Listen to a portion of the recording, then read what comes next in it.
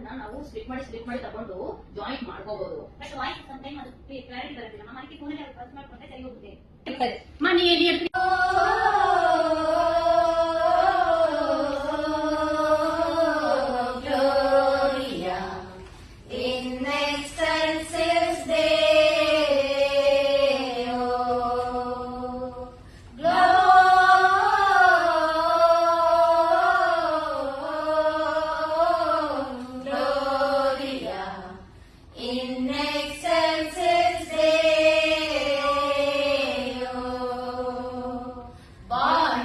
ದೂತರು ಹಾಡಿದರು, ನೂತನ ತಾರೆಯು ಮಿನುಗಿತೆಂದು.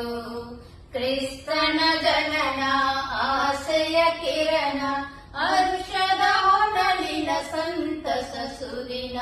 ಬಾನಲಿ ದೂತರು ಹಾಡಿ